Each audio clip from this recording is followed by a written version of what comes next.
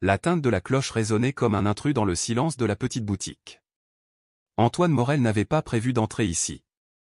C'est le reflet d'un rayon de soleil sur un tissu qui attira son attention depuis le trottoir. Une coïncidence, un accident que la vie, dans sa mystérieuse sagesse, avait orchestré au millimètre près. L'intérieur sentait le cuir et le vieux bois. Les murs, jaune pâle avec le temps, supportaient des étagères remplies de rouleaux de tissu organisés par couleur. Ce n'était pas le genre d'endroit que fréquentait un designer de son calibre, les ateliers de Milan et de Paris. Pourtant, quelque chose dans cet endroit, peut-être sa modeste authenticité, lui semblait étrangement réconfortant. « Bonjour », dit-il en ajustant ses lunettes de soleil sur sa tête. « Y a-t-il quelqu'un là-bas » Un bruit de pas léger précéda l'apparition d'une petite fille.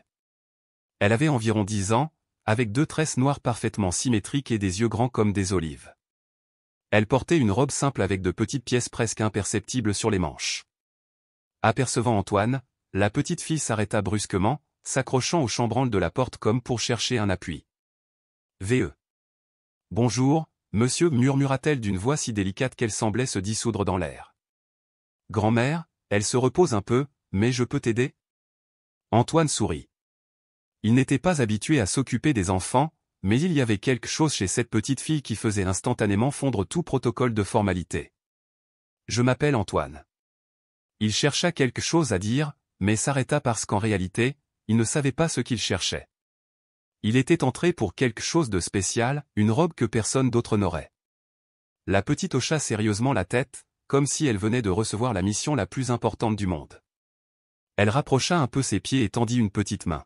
« Je m'appelle Clara. Ma grand-mère confectionnait de jolies robes, mais elle est malade maintenant. Tu veux voir les catalogues ?» Elle montra une étagère où se trouvaient des albums usés. Avant qu'Antoine ait pu répondre, la petite fille grimpait déjà sur un tabouret pour les attraper. Sa détermination contrastait avec ses mouvements maladroits, comme si son corps et sa volonté n'étaient pas encore complètement synchronisés. « Fais attention, petite » prévint-il en se rapprochant pour la soutenir si elle tombait. « Aïe » s'écria Clara lorsque le tabouret vacilla. Les albums tombèrent au sol avec un bruit sourd qui sembla ébranler tout le magasin. Un silence tendu s'ensuit.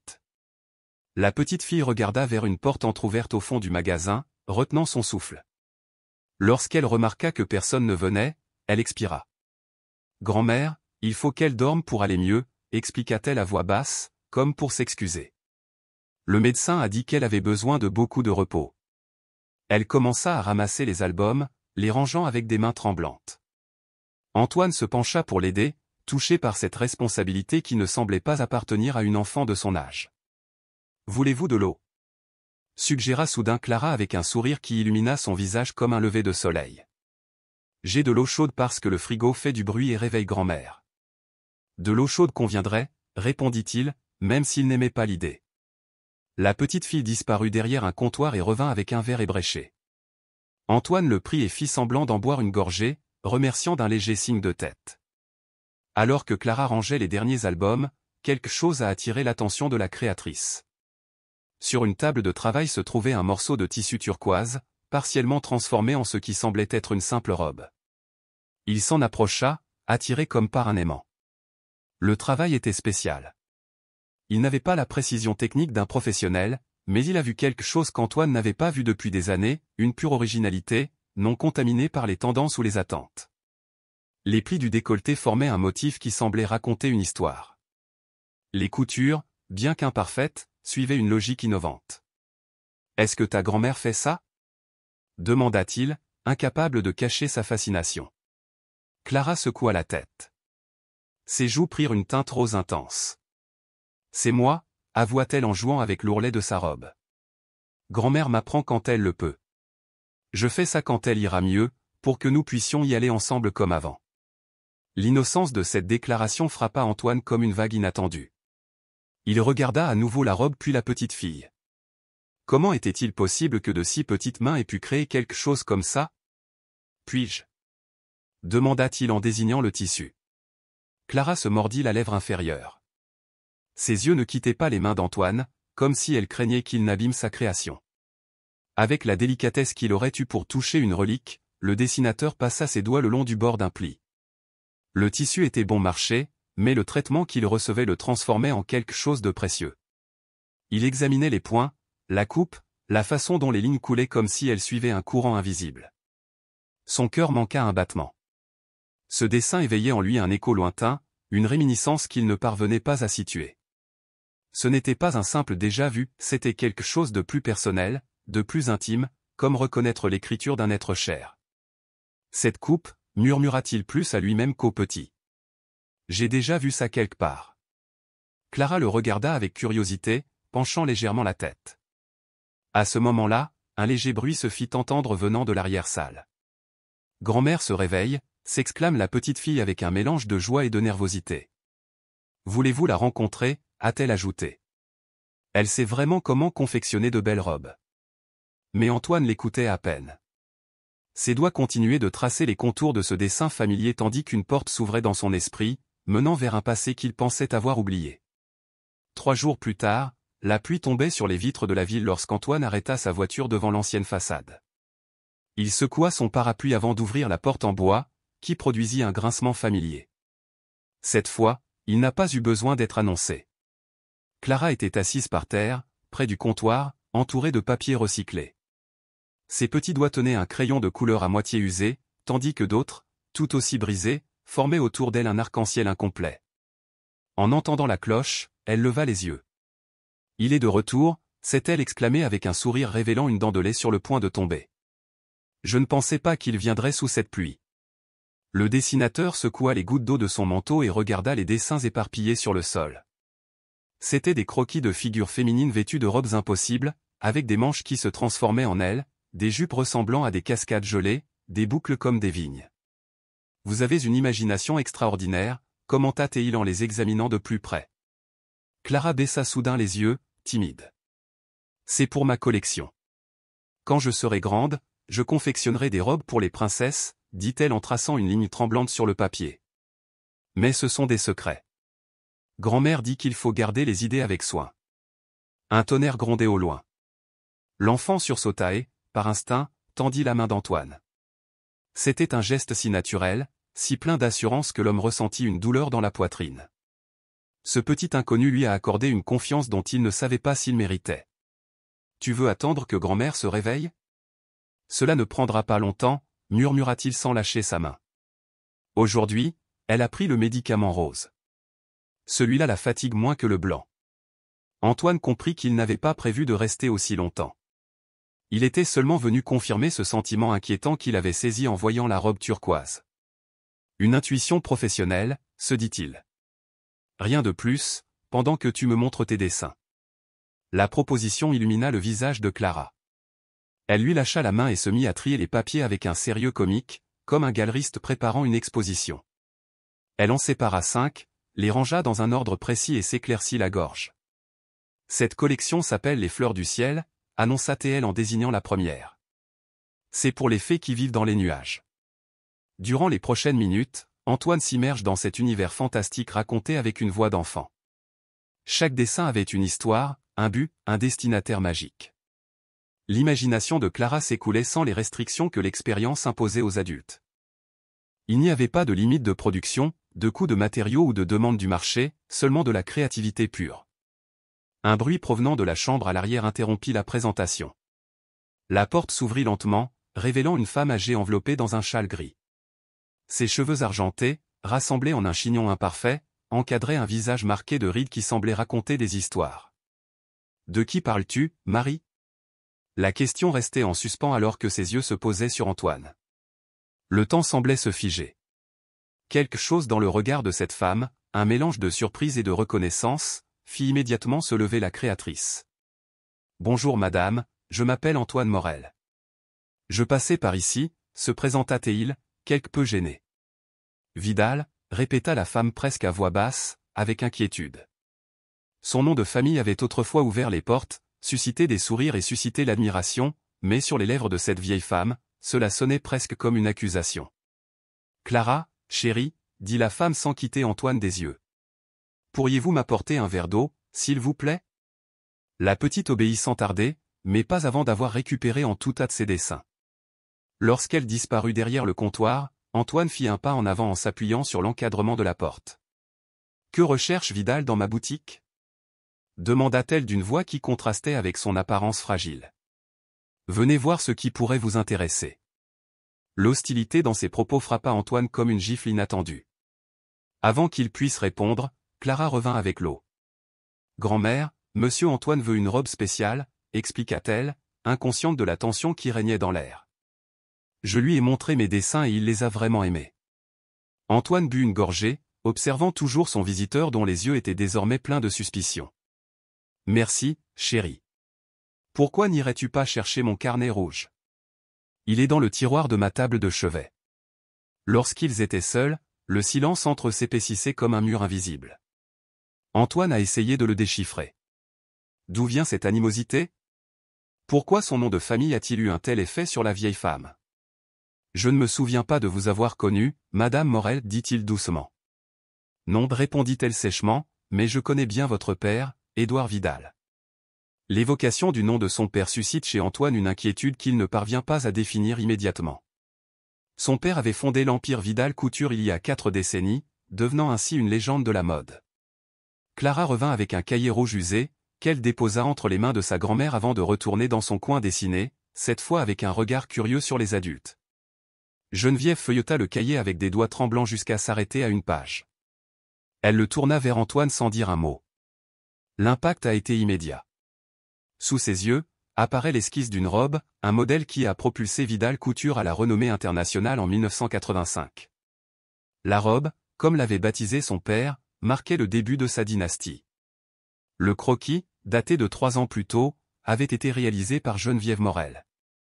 La vérité frappa Antoine comme un éclair, illuminant soudain ce qui était autrefois dans l'ombre.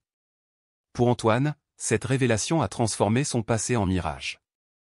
L'empire Vidal, son héritage et la fierté qu'il en avait, tout reposait sur un vol. Pendant une semaine entière, il a parcouru des archives oubliées, fouillé des dossiers jaunis dans les sous-sols du siège principal, comparé des dates, examiné des dossiers et interrogé d'anciens employés. Chaque découverte confirmait la même histoire. Édouard Vidal, patriarche de la dynastie, avait bâti sa fortune sur des dessins volés à une modeste couturière du quartier de Belleville. Le matin où il revint à la petite boutique, le ciel était clair, contraste cruel avec l'orage qui faisait rage en lui. Lorsqu'il entra, il trouva Clara balayant le sol avec un balai 2 fois plus grand. La sonnette annonça son arrivée, ce qui fit se retourner Clara si brusquement qu'elle faillit perdre l'équilibre. « Monsieur Antoine » s'exclama-t-elle avec un sourire éclatant. « Je pensais que tu ne reviendrais pas. » Il avait avec lui 2 gros sacs. L'une contenait des boîtes de crayons de couleur professionnelle, des carnets de croquis de qualité, des aquarelles, des pinceaux et diverses fournitures artistiques. L'autre contenait des produits d'épicerie, fruits frais, légumes, protéines, biscuits et chocolat. « Je t'ai apporté des cadeaux, dit-il en plaçant le tout sur le comptoir. Les yeux de Clara s'écarquillèrent de surprise devant le contenu. Ses petites mains touchaient timidement les études colorées comme s'il s'agissait de trésors fragiles qui pourraient disparaître à tout moment. « Est-ce pour ?» demanda-t-elle d'une voix presque inaudible. « Pour toi et ta grand-mère » répondit-il.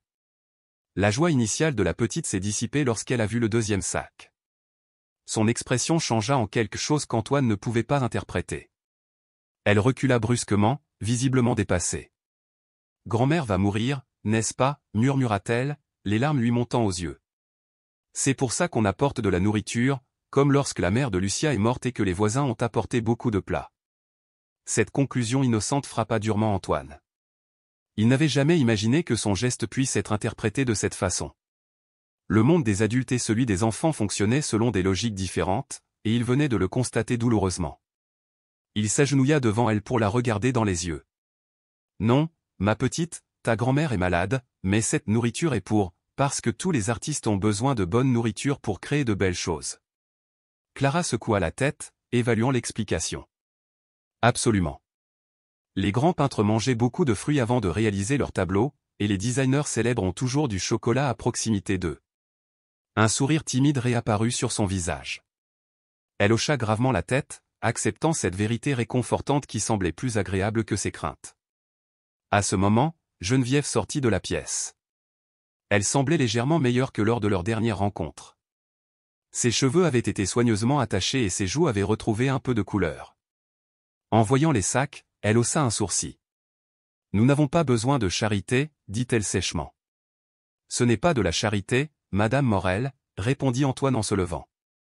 C'est des excuses. L'aveu flottait dans l'air, comme une plume indécise. Geneviève le regardait attentivement, scrutant chaque centimètre de son visage à la recherche de fausseté. Clara, dit-elle finalement, vous pourriez apporter vos nouvelles couleurs à la table du fond. Je veux parler avec Monsieur Vidal. La petite obéit, traînant joyeusement ses trésors nouvellement acquis. Lorsqu'elle fut assez loin, Geneviève parla à voix basse. Avez-vous découvert la vérité? Antoine, incapable de croiser son regard, hocha la tête. Mon père a volé ses créations, a-t-il avoué. Pas seulement à Belleville, a-t-elle poursuivi. J'ai trouvé au moins 12 de ces modèles dans nos premières collections. L'esprit d'Antoine s'enfonça profondément, comme si cette confirmation avait libéré un poids qu'il portait depuis longtemps. Édouard venait tous les mois demander des ajustements pour sa femme. Il louait toujours mon travail. Il voulait toujours voir mes croquis. Sa voix était teintée d'amertume. Moi, naïve, je me suis senti flatté par son intérêt. Un jour, mes créations sont apparues dans des magazines de mode, a-t-elle fait une pause avant de poursuivre, il a enregistré ses créations sous son nom. Une couturière locale contre un jeune entrepreneur textile. J'ai essayé de parler, mais personne ne m'a écouté. Puis je suis tombé malade et la survie est devenue plus importante que la justice.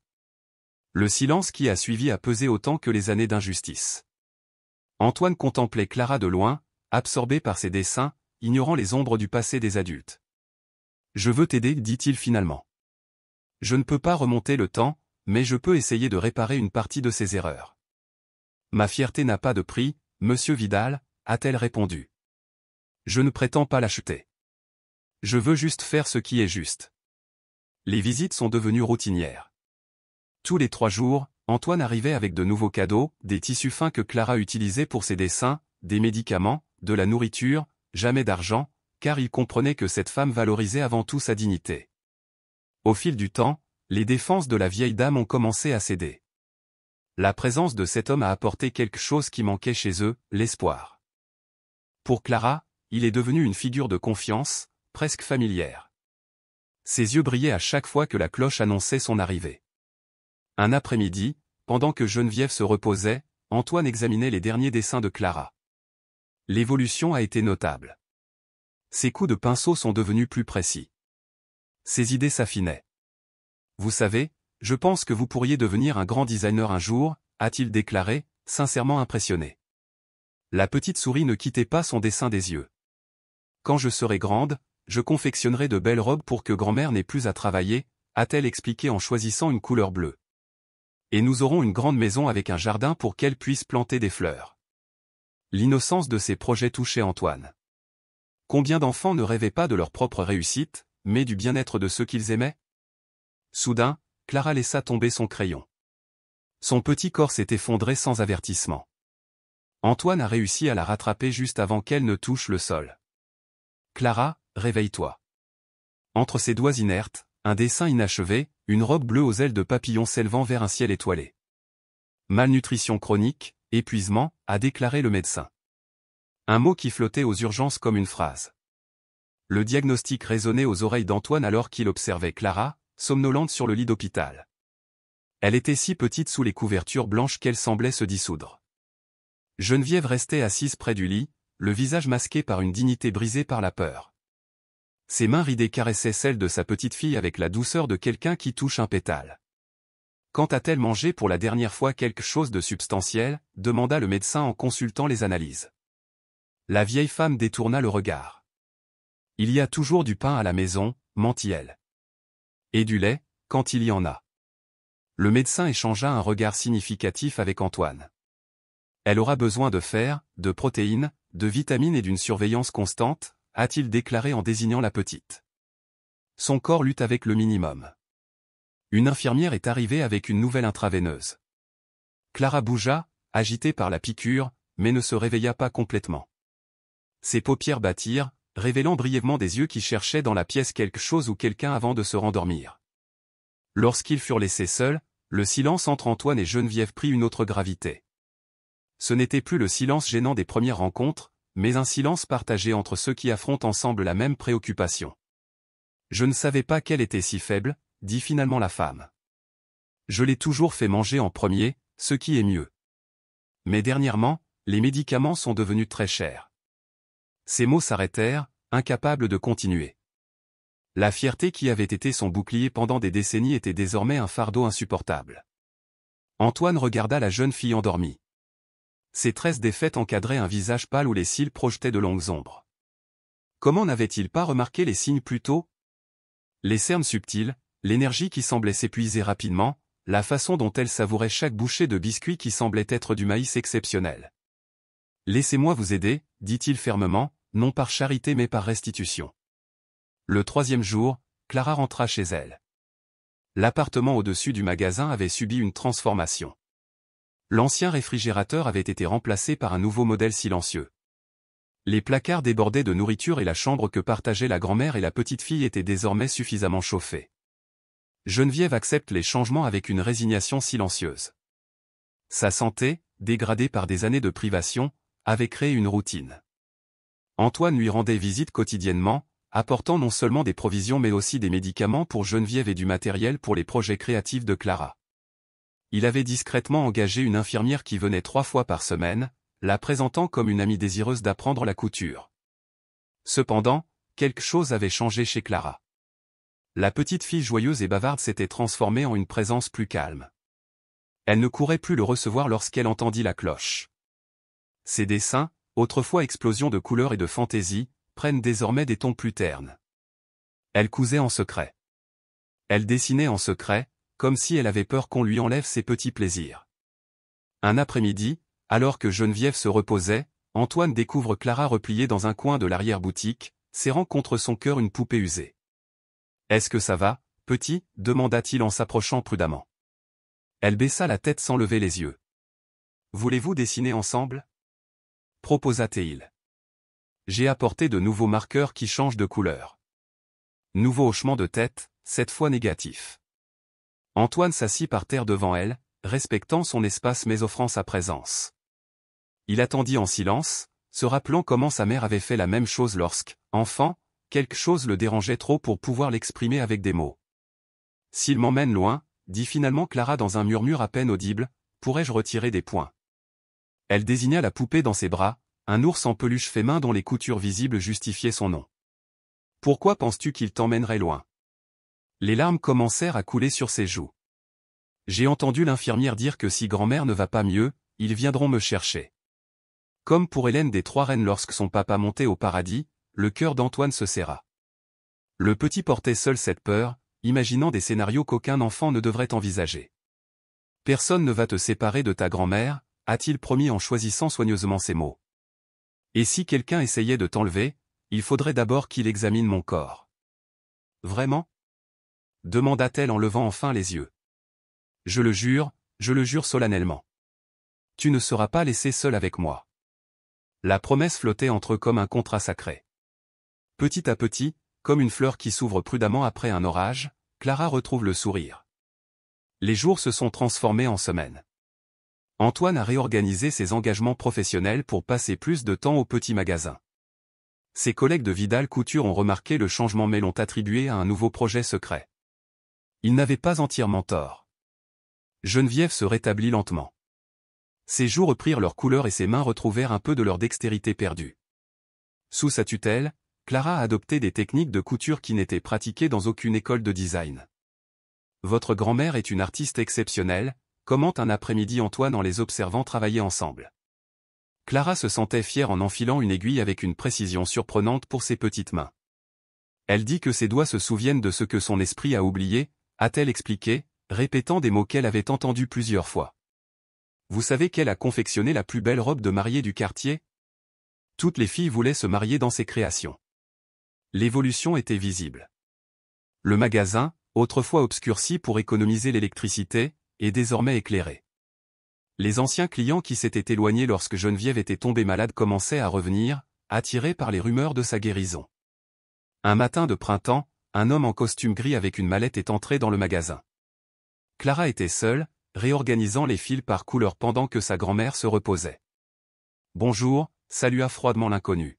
« Je cherche le propriétaire. » « Grand-mère dort », répondit Clara, soudain alerte. L'homme inspectait les lieux d'un air calculateur. Je suis du service municipal. Je suis venu vérifier l'état des lieux et vous informer de l'impayé auprès de la mairie. Il sortit quelques documents de sa mallette et les posa sur le comptoir. Cet établissement sera fermé dans 3 jours à moins que le paiement des impôts et des licences commerciales en souffrance ne soit régularisé, a-t-il annoncé en plaçant une affiche officielle à côté du comptoir. Je suis désolé pour la gêne occasionnée. Il se dirigea vers la porte arrière et sortit un ruban jaune avec le mot « Fermé ». Clara courut se placer entre l'homme et l'accès à l'appartement. « Vous ne pouvez pas passer » a-t-elle crié à pleine voix.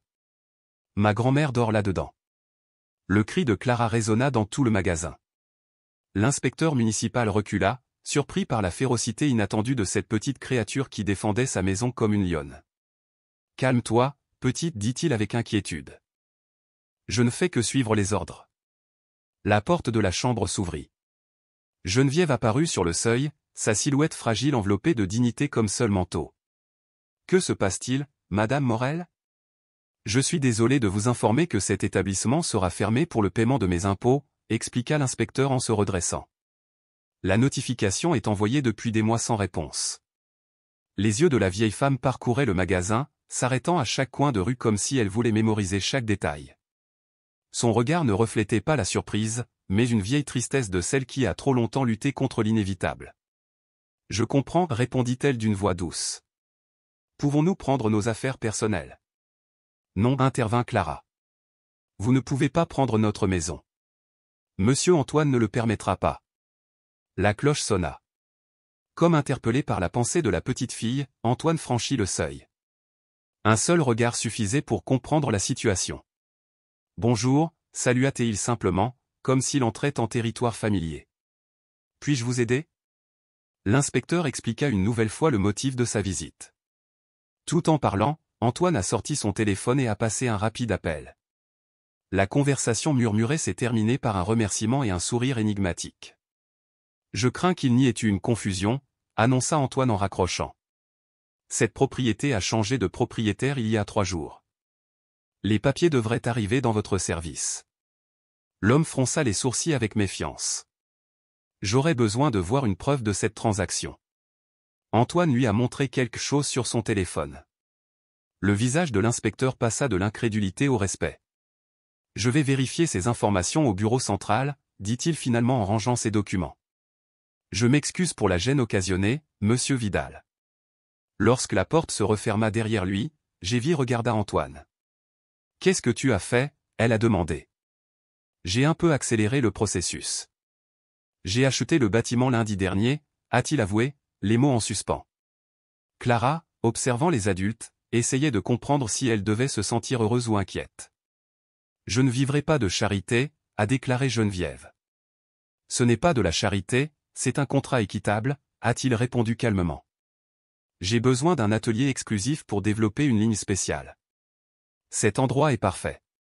Vous continuerez à vivre ici et à travailler comme avant, mais maintenant en tant que collaborateur officiel de Vidal Couture. Sa proposition portait le poids de décennies d'injustice. Cela n'efface pas le passé mais ouvre la voie à l'avenir. 2 semaines plus tard, le magasin était transformé. Les anciennes étagères avaient été remplacées par du mobilier neuf tout en respectant l'essence des lieux. L'éclairage amélioré a mis en valeur les tissus de qualité qui peuplent désormais les étagères. Sur le mur principal, une discrète pancarte indiquait « Morel Creative Workshop, exclusive collaboration with Vidal Couture ». Clara s'épanouissait comme les plantes qui ornaient les coins et recoins. Ses joues ont repris des couleurs. Ses yeux brillaient d'une énergie renouvelée. Chaque matin, elle prenait un copieux petit déjeuner en suivant le régime strict rédigé par des spécialistes. Les après-midi étaient consacrés à l'apprentissage. Geneviève lui a enseigné les techniques de couture traditionnelles, tandis qu'Antoine a complété ses connaissances par un aperçu des tendances contemporaines. Mais quand Antoine lui propose de participer à un concours de design pour enfants, la jeune fille se fige. « Je ne peux pas », murmura-t-elle en serrant trop fort son crayon. « Pourquoi pas ? Vos créations sont extraordinaires. » Et s'il s'en moquait ? Ses yeux se remplirent de larmes. À l'école, avant que sa grand-mère ne tombe malade, une fille s'était moquée de ses chaussures raccommodées. Tout le monde a suivi son exemple. Antoine comprend alors que la transformation physique de l'espace n'est qu'un début. Les cicatrices invisibles nécessitaient des soins plus délicats. Je comprends, dit-il doucement. Nous ne ferons rien que vous ne vouliez pas. Les jours suivants, il change de stratégie. Plutôt que de la pousser vers l'inconnu, il a commencé à lui faire découvrir le monde à petite dose. Il a invité les jeunes créateurs à partager leurs expériences lors de conversations informelles. Il a projeté des documentaires sur les enfants prodiges dans diverses disciplines et réalisé des magazines mettant en avant la diversité de la mode. Petit à petit, Clara a commencé à envisager des possibilités qui semblaient auparavant inaccessibles. Ses questions devinrent plus précises et ses observations plus techniques. La peur était toujours là, mais elle ne dominait plus son imagination. Un matin, alors qu'Antoine examinait des documents au comptoir rénové, il entendit Clara demander à sa grand-mère « Tu crois qu'un jour je pourrai montrer mes dessins à d'autres personnes ?»« Je ne sais pas » a répondu Geneviève avec une infinie tendresse. « Mon tout petit, tes créations méritent d'être vues par le monde entier. » L'évolution a été subtile mais constante. La confiance de Clara a grandi comme une plante bien entretenue qui étend ses racines sur un sol fertile. C'est durant cette période qu'Antoine conçoit un projet ambitieux. Il organiserait un défilé de mode caritatif pour présenter une collection inspirée des créations originales de Geneviève, avec des crédits publics et une juste rémunération. Ce serait sa manière de corriger, au moins partiellement, les torts historiques commis par son père. Pourtant, chaque fois qu'il tentait d'en discuter avec Geneviève, la vieille femme changeait astucieusement de sujet. La fierté blessée au fil des décennies n'a pas guéri aussi vite que les conditions matérielles. Un après-midi, pendant que Clara faisait la sieste, Antoine trouva Geneviève en train de contempler de vieilles photographies. « C'était mon premier atelier », a-t-elle expliqué en désignant une photo de Johnny. « Avant de rencontrer Édouard, nous étions avant tout 4 femmes avec de grands rêves et de petits budgets. Je ne suis pas en vie, j'ai besoin de parler du défilé », commença Antoine, mais elle l'interrompit. « Inutile de raviver les cendres, mon garçon. Ce que tu fais pour Clara est suffisant. Il ne s'agit pas seulement de Clara ou de vous. Il s'agit de justice. » La vieille femme fit une pause, comme si elle pesait profondément quelque chose. « La justice arrive parfois trop tard, dit-elle finalement, et parfois elle n'arrive jamais. J'ai appris à vivre avec.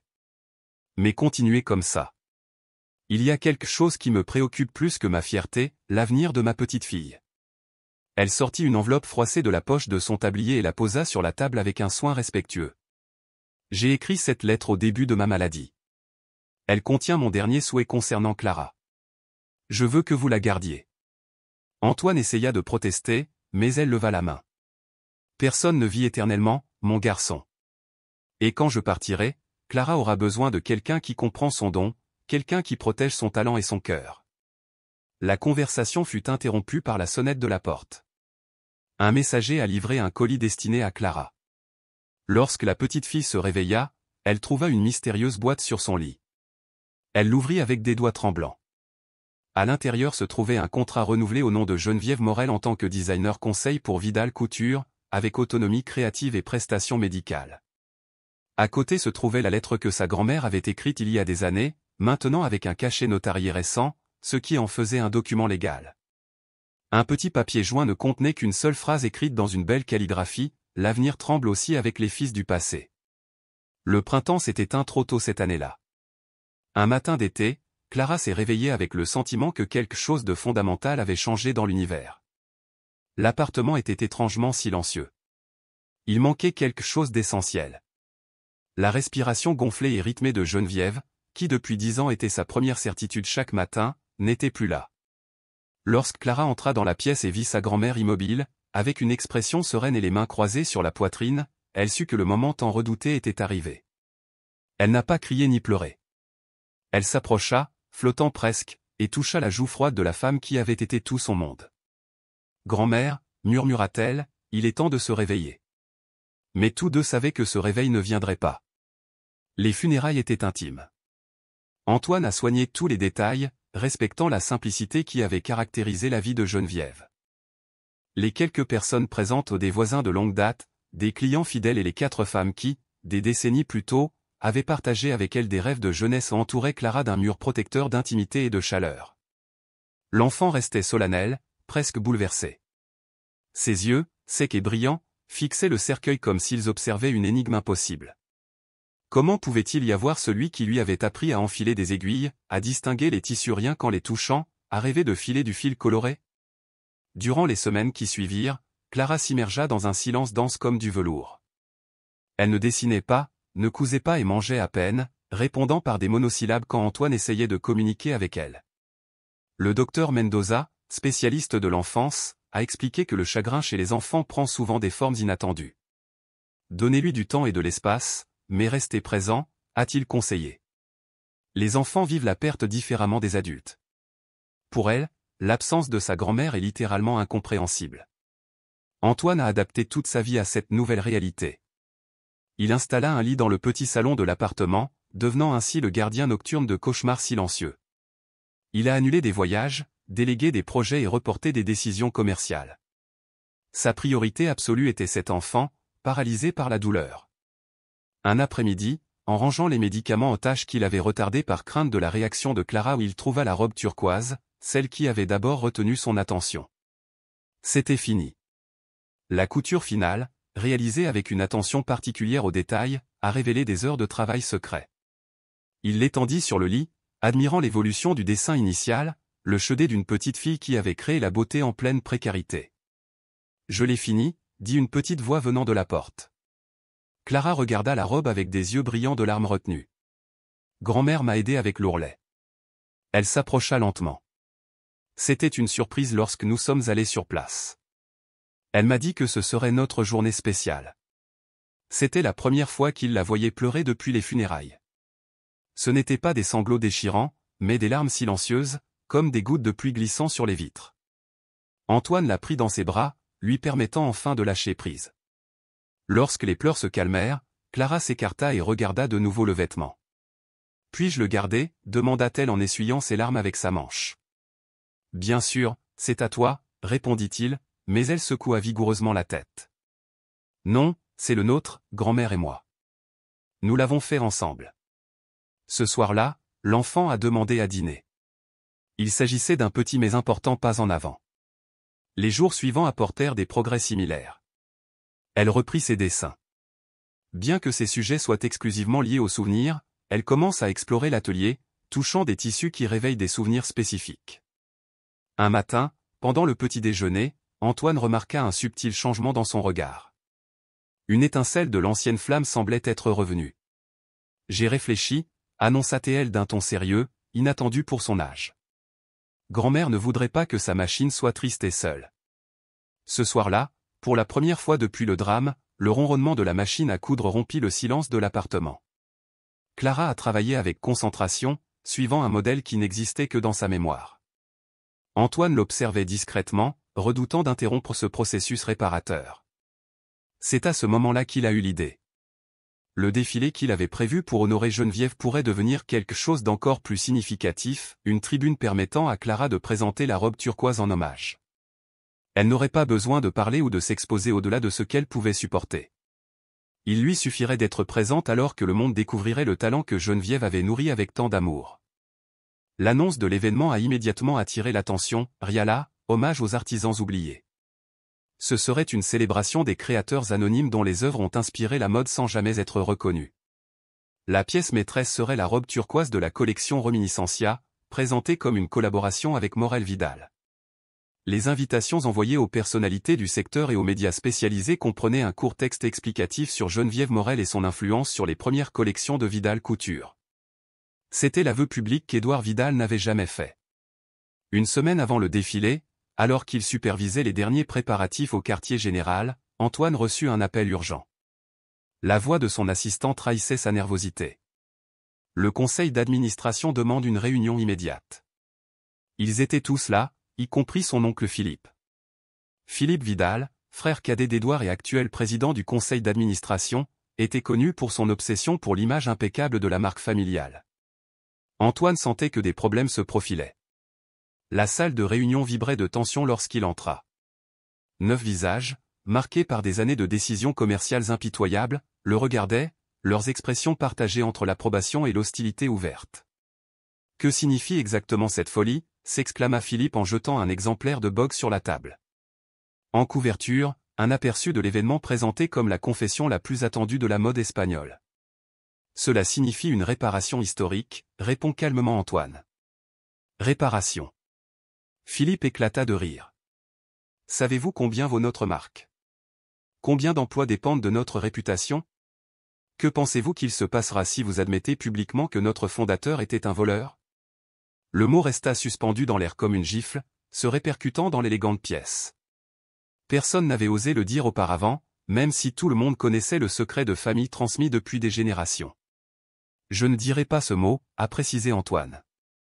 Je parlerai d'inspiration non créditée, de collaboration anonyme et de reconnaissance tardive.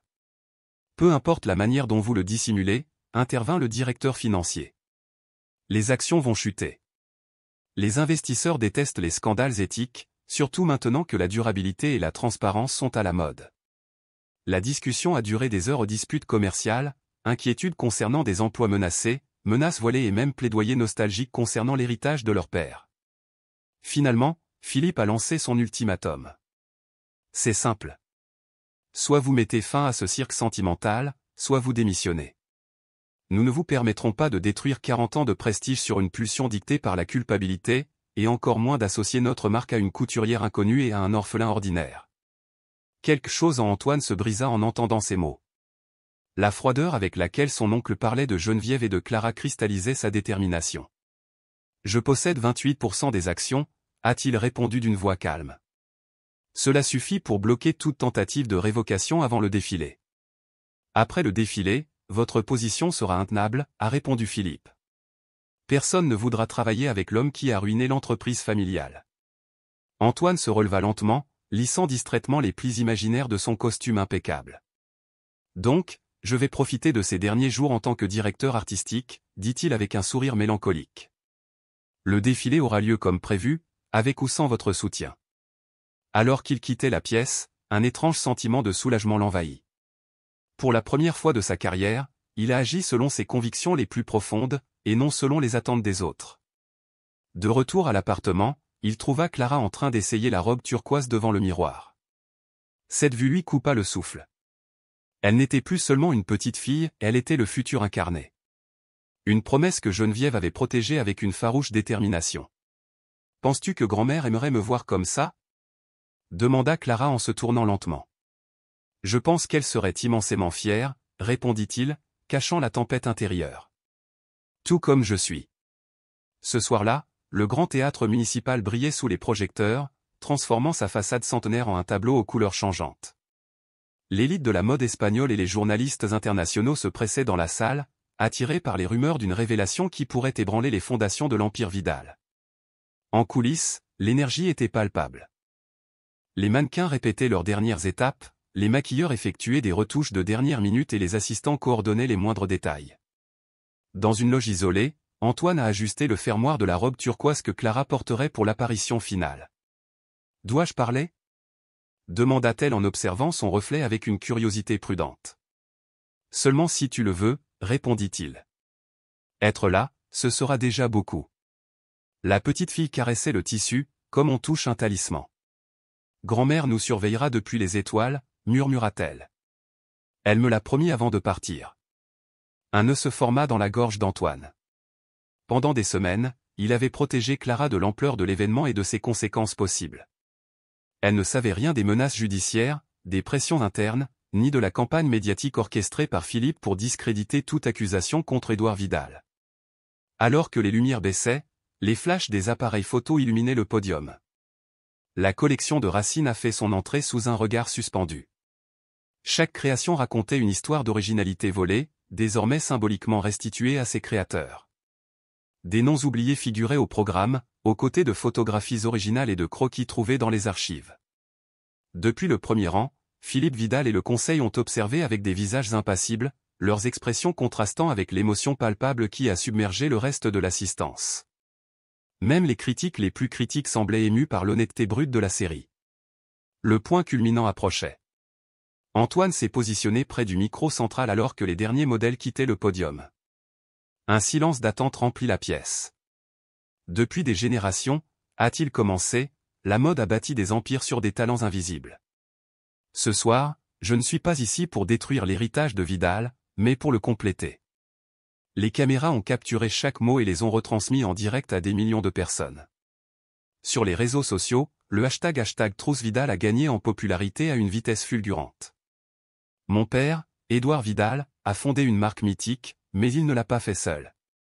Derrière ces créations emblématiques se cachaient des mains anonymes, dont la créativité a nourri notre maison depuis ses fondations. Il projette des photographies comparatives des croquis originaux de Geneviève à côté des modèles finaux commercialisés par Vidal Couture. Les similitudes étaient indéniables. Ce soir, j'aimerais vous présenter Geneviève Morel, une femme dont le génie a inspiré nos premiers succès. Même si elle n'est plus parmi nous, son héritage demeure. Un murmure parcourut la salle lorsque Clara apparut au bout du podium, petite et resplendissante dans sa robe turquoise. Elle avançait d'un pas mesuré, légère sur les talons, guidée par une dignité qui transcendait sa jeunesse. Voici Clara Morel, petite fille de Geneviève et héritière de son talent exceptionnel. La robe qu'elle porte a été conçue et confectionnée par elle lorsqu'elle avait 10 ans. Les flashs crépitaient, capturant l'image qui ferait le tour du monde le lendemain. Une petite fille aux cheveux parfaits, aux yeux brillants et à la posture fière, incarnant à la fois le passé et le futur. Lorsque Clara rejoignit Antoine, celui-ci lui tendit la main. Elle l'attrapa naturellement, comme si ce geste s'était toujours répété entre eux. Dès aujourd'hui, Vidal Couture crée la fondation Geneviève Morel pour identifier et soutenir les talents émergents des communautés défavorisées. Parce que la mode authentique ne connaît pas de classe sociale, elle reconnaît simplement l'étincelle créative partout où elle brille. Les applaudissements ont été immédiats et spontanés. Les journalistes ont posé des questions de toutes parts. Philippe Vidal a quitté son siège, suivi par des cadres confrontés aux faits. La transformation avait commencé. Le soir même, alors que les réseaux sociaux bourdonnaient de l'histoire, Antoine recevait la notification attendue, le Conseil avait convoqué une séance extraordinaire pour voter sa révocation. L'accusation officielle a causé un préjudice irréparable à l'image de l'entreprise. Mais quelque chose d'inattendu s'est produit dans les 48 heures qui ont suivi. Contrairement à toutes les prédictions, les actions de Vidal Couture ont commencé à augmenter régulièrement. L'authenticité de la vision, combinée à l'histoire de Clara, avait touché une nouvelle génération de consommateurs, lassés des histoires d'entreprises trop lisses et artificielles. Les créateurs internationaux ont publié des communiqués de presse pour soutenir cette initiative. Des personnalités influentes ont partagé l'histoire de Geneviève et de sa petite fille avec leurs millions de followers. Plusieurs membres du Conseil, émus par cette réaction inattendue, ont commencé à reconsidérer leur position. Le matin du vote, Philippe Vidal retrouvait son bureau entouré de journalistes. La question a été unanime. Soutiendrait-il la vision innovante de son neveu ou défendrait-il des pratiques que le public juge désormais inacceptables? Le résultat fut serré mais clair, 6 voix contre 5. Antoine restera directeur artistique, à condition qu'il mette progressivement en œuvre les changements annoncés. Vous avez eu de la chance, a lancé Philippe en quittant la pièce. Ce n'est pas de la chance, répondit Antoine. C'est la justice. 3 mois plus tard, la boutique Geneviève s'était transformée en une école gratuite de couture et de design pour les enfants issus de milieux défavorisés. L'enseigne restaurée, respectant l'esthétique d'origine, arborait fièrement le nom « Atelier Geneviève Morel, Vidal Creative Nursery ». L'inauguration a été un événement intimiste, sans caméra ni journaliste, seulement des présences significatives, les anciens amis de Geneviève, les voisins du quartier, les 15 premiers boursiers et bien sûr Clara. « Es-tu nerveux ?» demanda Antoine en lui plaçant des ciseaux de cérémonie dans les mains. Elle secoua la tête. La fille timide d'il y a quelques mois avait changé. Elle n'était pas devenue extravertie, mais elle avait désormais la confiance de quelqu'un qui sait qu'elle est en sécurité. Grand-mère serait contente, répondit-elle en contemplant le ruban rouge qu'elle s'apprêtait à couper. Elle a toujours voulu enseigner à d'autres enfants, mais elle n'en avait ni le temps ni les moyens. La procédure d'adoption légale s'était achevée ce matin-là. Clara Morel Vidal, comme l'indiquait désormais sa nouvelle carte d'identité, avait enfin un foyer stable et un avenir devant elle. Les cauchemars nocturnes s'étaient estompés, remplacés par des rêves de tissu dansant sur des podiums imaginaires. Lorsque les ciseaux ont coupé le ruban, les applaudissements et les acclamations ont rempli la rue.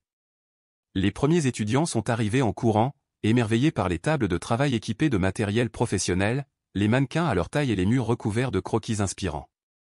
Ce jour-là, alors qu'il surveillait les premiers cours, Antoine observa Clara guider patiemment une petite fille. Elle lui montra comment enfiler une aiguille, en répétant les mêmes gestes que Geneviève lui avait fait autrefois. La transmission des savoirs, le cycle ininterrompu des apprentissages et la continuité d'un patrimoine. Au crépuscule, lorsque les élèves quittaient l'atelier, Clara restait dans l'embrasure de la porte. La lumière dorée du soir illuminait l'enseigne portant le nom de sa grand-mère, transformant les lettres en feu liquide. Antoine s'approcha et lui tendit la main. Prêt à rentrer à la maison. Elle hocha la tête entre le sang et les petits doigts dans les siens. Ensemble, ils ont regardé la rue où les lampadaires vacillaient, le quartier qui s'éveillait à la vie nocturne et le monde qui continuait sa marche infatigable. Vous savez quoi? Dit soudain Clara. Je pense que je suis prêt à participer à ce concours de design dont vous m'avez parlé. Es-tu sûr? Demanda Antoine. Nous pouvons attendre que vous vous sentiez vraiment prêt. La petite fille sourit. Ce n'était plus le sourire timide du passé, ni l'expression d'une fausse confiance. C'était le sourire serein de quelqu'un qui avait trouvé sa place dans l'univers. Je suis prête, a-t-elle affirmé. Grand-mère m'a appris que les liens les plus solides sont ceux qui relient les cœurs. Et maintenant, j'en ai plein. Sous la lumière ambrée de la première étoile, face à l'atelier qui honorait un héritage et promettait un avenir, Clara Morel-Vidal faisait son premier pas intrépide vers demain.